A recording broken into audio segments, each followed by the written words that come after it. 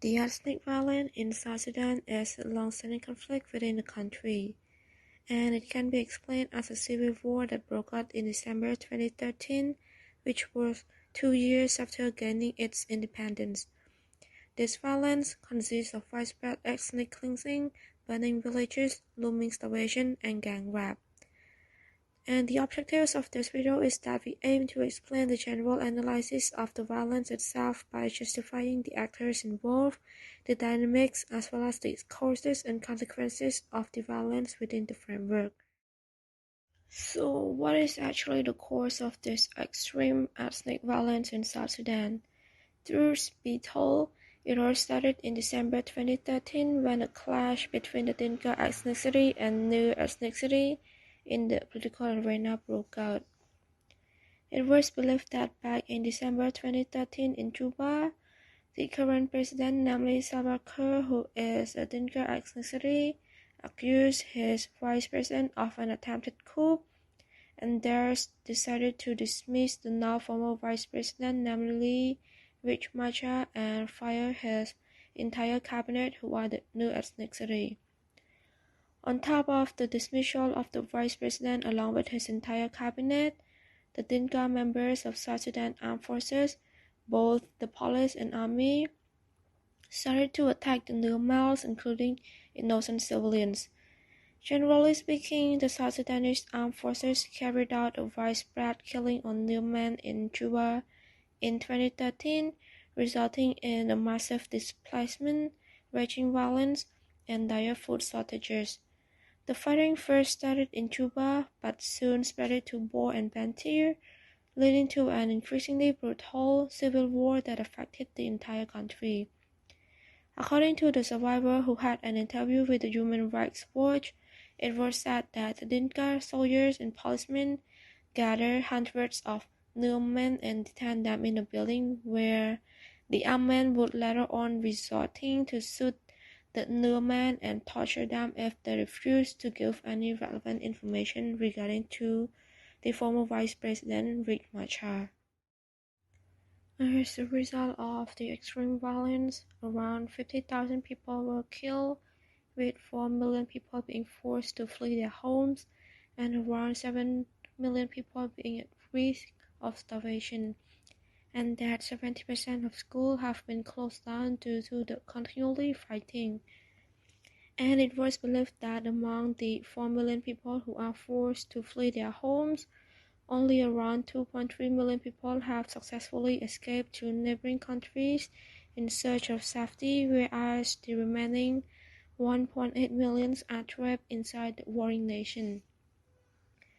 Consequently, President Kiir said in his public speech that those responsible for those ethnic cleansing, targeting, and killings would be punished, by which on December 21st he issued an order to arrest a number of members of various armed forces that are suspected of killing the innocent soldiers and civilians simply because they hail from different tribes.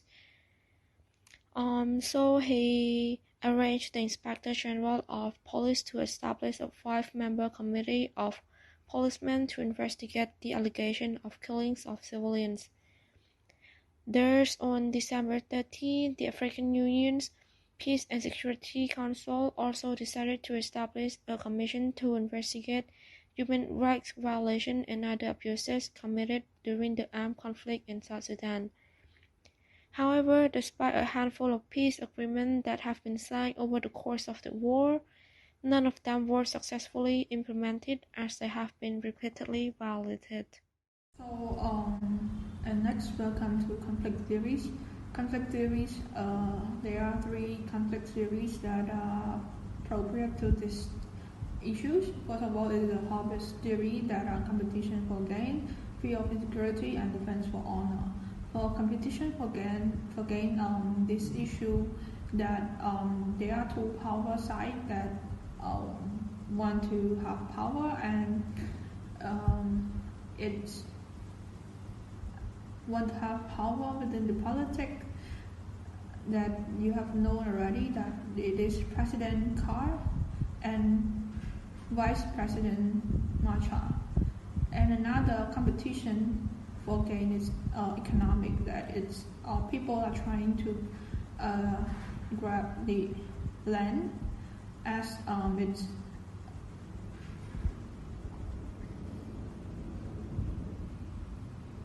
over land and resources as it is the way people do business. It used to feed to raise the cow for exchanging in the economy, as this country does not have market economy. And the last point is about fear of insecurity. Is that most South Sudanese youth are insecurity about their security because most of their opportunities to access to services provided by state, such as rule of law and security, is not governed.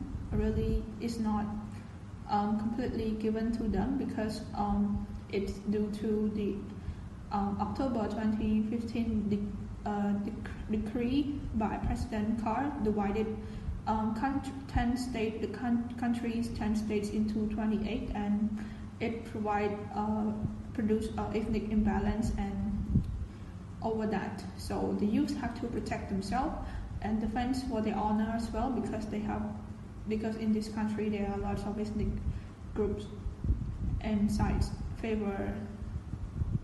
favor. And secondly, it's about the conflict. It's about the theory of Edward Azar's theory of protracted social conflict, or PSC. There are three conditions of his theory that is best explain this issue. First of all, it's the communal content, that it is the multi-communal factor and fragmentation. As you have known in this context already, there are many groups. And secondly, it's the deprivation of human needs, that it failed to satisfy social groups that are marginalized, like the previous, the case of the previous theory as well, that the youth does not feel secure about themselves and they feel marginalized.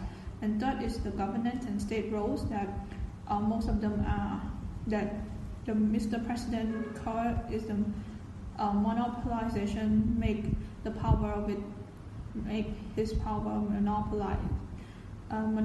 monopolize his all country power just in the capital Juba.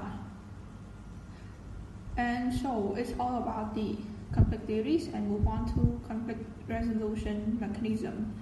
For conflict resolution mechanism, we can look at the multi-track conflict resolution. It is in track 1 from UN, international and regional organization. We can see UN has created UNMISS, or United Nations Mission in South Sudan in 2013, in December, after the fighting began, by producing force by dismissed force, 7,000 troops and 1,900 police. And after that, in 2015, and in 2014, after that 1 year, the mission of the UNMISS mandate changed to 4, such as protecting civilian, monitoring and investigating human rights abuses, facilitating aid delivery, and supporting the cessation of hostilities. And this UNMISS mainly supported by the US with billions of dollars per year, billions of dollars counted from the conflicts began in the South Sudan. Also, we can see the UNSC and EU have put sanctions on 6 individuals of the South Sudanese individuals who have the key role in conflicts. And as well as the regional organization, the Intergovernmental Authority on Development, or IGAD, that have brought 2 parties to have an agreement in August 2015, the peace deal. That is that most people think this peace deal is the best peace deal that have included all of the conditions that make South Sudan into a into a better state, but only if both parties willing to do it, willing to follow this peace agreement. And next, it's about the strategic response to ceasefire. We could see that there is the security in community through police training from the UN mainly, that the mandate changed from 2014, 1 year after that, to in 2015 that the UN MISF force increased in size by putting additional 600 police and 500 troops in corporate training for police in human rights and community policing. And it's also about the reserve role that we could see from William Earl in 2000. He had point about the peace support and mediation brought by the government, such as from Uganda and Sudan. Abroad peace have support the peace and mediation in South Sudan from 2017 to 2018. And in 2018 have brought both parties to have the Khartoum Declaration of Agreement that included a ceasefire and a pledge to negotiate a power sharing agreement that to end the war in 2018. However, even with this conflict resolution mechanism, the root cause haven't been dealt with, such as the power sharing and decentralization of power, electoral and constitutional reform, and problem solving to the root cause, and it create all citizens with bias and corruption. So, and as according to John 2005, he stated that in the failure of institutional restructuring continuing to deal with root causes, a post-conflict process can be resolved only to see the return of more contentious battles, lots of continued attacks and violence appear. It's really true to this case. So next, about the recommendation, I would lead my member to explain on it, and thank you so much. After getting some information regarding the South Sudan's conflict, we'll be moved on to talk about the post-war mechanism in order to solve the problem as well as to address the structural issues behind it. And in order to do that, we have come up with 3 goals, which are firstly, the ceasefire and disarmament, secondly is the agreement implementation, specifically we're talking about the 2018 peace agreements, and last but not least, it would be conflict transformations and developments. So there are 3 mechanisms that we would like to recommend. For the first, trust building, we see that it is very important for the conflicts, ethnic conflicts especially, because it is to end the distrust between all the parties involved, which here we did not only talk about the president and his vice president ethnic groups, but also the Equatorians group was led by Thomas Carrello. And also, there should be efforts to dialogue between all the parties involved, especially at this point who have been conducting the attacks, or we can say the militant groups. And also, there should be the commitment to change coming from the government side, especially when we see that the conflict escalation was also one of the results coming from the act of the government. And last but not least, it is the long-term process. It would be healing the psychological as well as the emotions of the people of different ethnic groups that have been, we could say, harassed or put at the disadvantages placed by the government. For the second point, we'll be talking about the inclusiveness. And hereby we mean that the inclusiveness that include the other party rather than the president and the vice presidents. And what should be done here is the effort from the mediator, the IGAD groups, as well as the UN mission to engage more with the Equatorian ethnic groups. Because pretty much the attack have been conducted by them, and it have caused a lot of casualties and issues for it. Also, not only to engage with them, but also to amend the 2018 agreements in order to make sure that all the party involved, all the ethnic groups are equally represented and equally benefits by the agreement themselves for the peace of South Sudan. Not to mention, the government really should considering about the recommendations that have done by the Equatorian group, especially to revert the region back into only 10 states.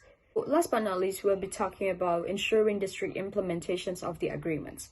And hereby we really need a collective actions from various actors to pressure the involved party to strictly implement the agreements. From what we've seen in the past, the peace that created by the agreement was pretty much short-lived. Also, there would be always prolonging or delaying time for the party to meet the conditions inside. And they should be really adjusting if we want to ensure the sustainability of the agreements.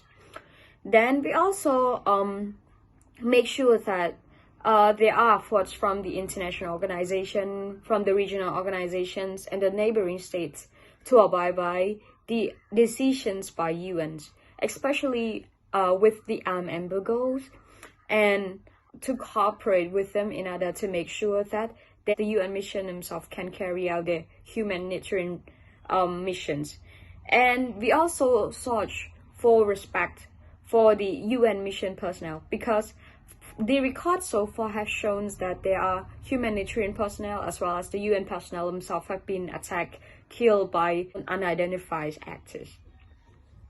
So as we reach conclusion, there would be a few main points I would like to mention as a wrap up. Firstly, it's about how the conflict starts. So interestingly here, the conflict itself starts with two different individuals leading to different ethnic groups, and then it's escalated to whole South Sudan's wide. The conflict itself is still went on and on until now. The consequences of it is amounts of casualty, which was recorded to be 400,000 people, and also they mentions about a few millions of people are being displaced. Either they flee to the neighboring country or displaced internally. And it also a record that 7 million people are facing starvation. More than that, we have talking about the theories that can be applied for this conflict, which we talk about the hopes as well as the adverse theories. And for the responses that have been for the issues are including strategic responses, the peacekeeping, confidence building, as well as negotiations, mediations, multi-track negotiations. It's also lead to agreements and declarations, yet the problem is still going on. So our group have recommend 3 solutions to that. Firstly, it is the trust building. Secondly, it is the inclusiveness. And last but not least, it is the assurance of implementation. For our group perspective on this is how we are very surprised, as we mentioned.